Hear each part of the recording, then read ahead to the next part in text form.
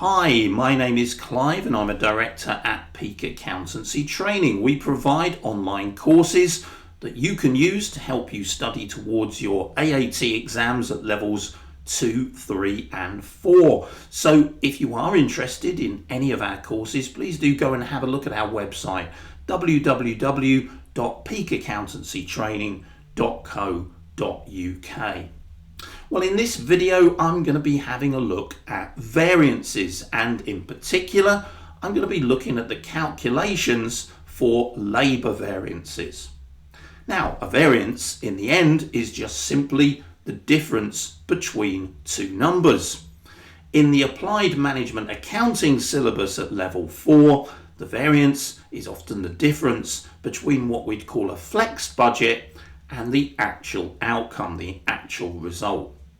The budget is flexed in order to remove any differences from our variance that are purely down to the different volume of activity.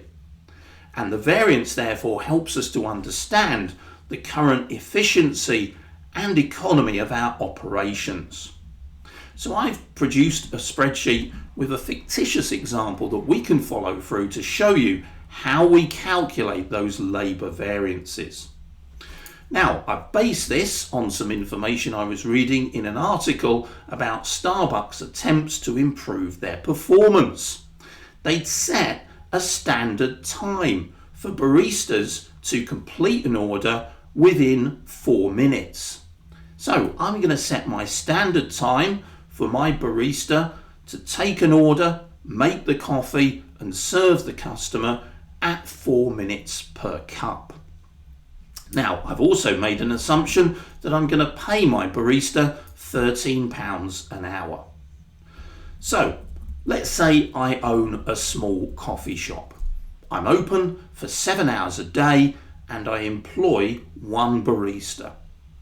Yesterday, the coffee shop served 70 cups of coffee, and we measured that it took 5.8 hours to serve them.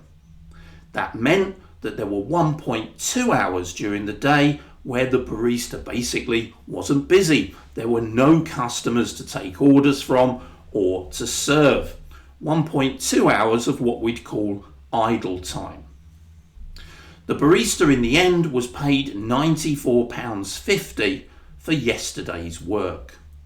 So let's have a look at our labour variances. Firstly, how many are there? Well, there could be as many as 3, and all of them are going to be demonstrated in this example. There's a labour rate variance, a labour efficiency variance, and an idle time variance. And each of those variances will provide me, the owner of the coffee shop, with useful information that will help me make decisions.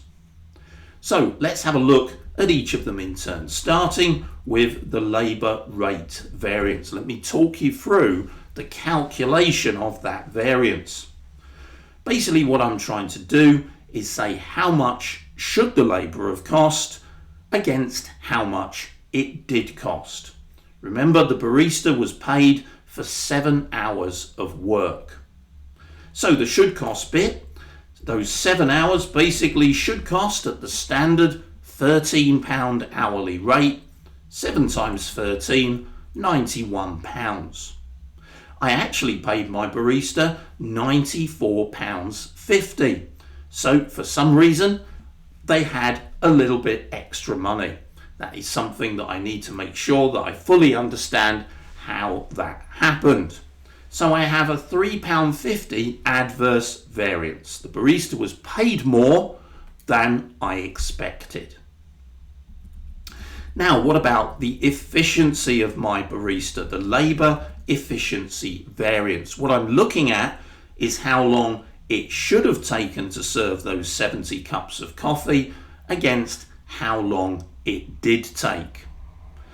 What I'm interested in as the owner of the business is how much did that difference in hours cost me?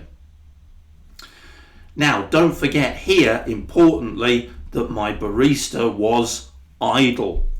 They weren't actually serving anybody for 1.2 hours of that 7-hour day. So that means they were actually working, taking an order, making the coffee, serving the customer for 5.8 hours. Now that's the important piece of information. So let's have a look at the how long should it have taken bit first. Those 70 cups of coffee should take a standard time of 4 minutes per cup. So if I divide 4 by 60, that gives me the number of hours per cup I'm expecting to take. Multiply up by 70, I get 4.67 hours. That's how long it should have taken me. I know it took 5.8 hours. Well, it took my barista 5.8 hours. So that is adverse time of 1.13 hours. It took much longer to take those orders, make the coffee and serve the customers than I would have liked it to. How much then has that cost me? Well, if I cost those hours up at my standard hourly rate of £13, it cost me £14.73 because of the lack of efficiency of my barista. That's something that I would look to improve, maybe through training, for example. So finally, my idle time. I want to know the cost of the 1.2 hours that basically my barista wasn't working. Not necessarily through any fault of their own, but because I just didn't have enough customers. Well, to do the idle time, I simply take the idle time hours, 1.2, and I multiply by my standard hourly rate of £13. My idle time variance will always be adverse because basically it is non-productive time that I really, in an ideal world, don't want to be paying for. So my idle time variance is £15.60. So let's summarise those variances. The labour rate was £3.50 adverse. We paid our barista £3.50 more than we were expecting to. Labour efficiency was £14.73 adverse. It took longer to make those coffees and serve the customers than we would like it to, based on our standard of 4 minutes, and that inefficiency has cost us £14.73. Idle time, our barista just wasn't working because of the lack of customers through the door, and it cost us £15.60 because we had to pay the barista to be there basically. So our total variances for labour are £33.83 adverse. It cost us more than it should have done based on the 70 cups of coffee. So how would that be reported in our original budgetary control report? Here's our little extract here. Now I've set up a fixed budget here that suggests that we should be operating on 105 cups of coffee a day, and in terms of the cost of my barista, that would be £91. Basically £91 is 7 hours of work at £13. My flexed budget for 70 cups of coffee, basically those 70 cups should take me 4 minutes. Convert that time into hours and multiply by my standard hourly rate of 13. That gives me £60.67. My actual labour cost was £94.50.